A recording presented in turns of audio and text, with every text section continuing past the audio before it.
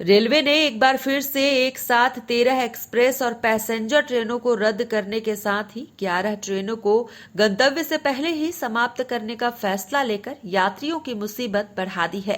हालांकि रेलवे ने इसके पीछे अकलतरा नैला सेक्शन में साइडिंग, कनेक्टिविटी और ऑटो सिग्नलिंग का काम चलने का हवाला दिया है।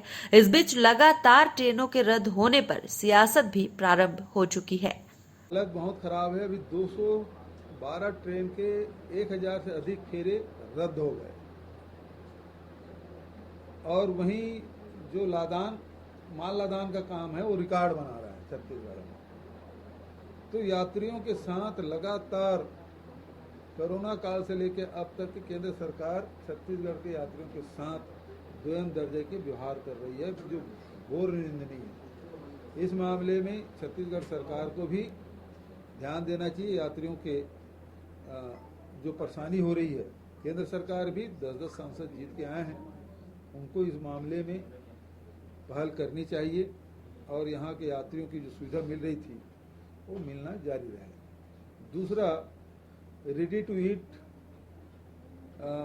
का पेमेंट नहीं हुआ और इस कारण से अब शालाएं शुरू हो गई है और बच्चों को रेडी टू ईट मिल भी नहीं रहा है और ये कहा जा रहा है कि बीज निगम को हुआ नहीं, जबकि मुझे याद है पिछले सत्र में उसको निरस्त करने की विधानसभा में घोषणा की थी और सेल्फ हेल्प ग्रुप को देने की बात कही थी।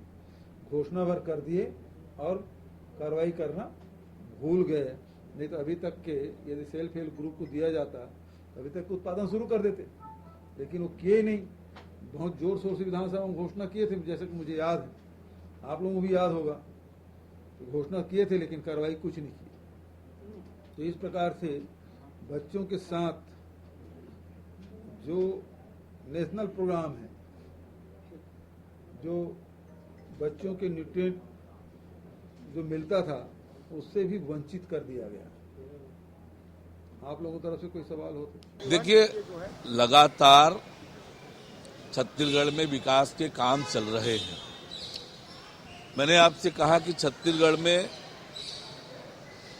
रेल कनेक्टिविटी पूरे देश की तुलना में बहुत ही कम है।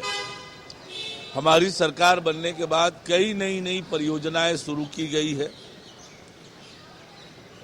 और उन कामों के कारण समय समय पर ट्रेनें बंद करनी पड़ती है और इसके कारण से थोड़े व्यवधान हो रहे हैं। लेकिन आने वाले समय में जब ये विकास के काम हो जाएंगे तो छत्तीसगढ़ की जनता को अच्छी रेल सुविधाएं मिलेगी।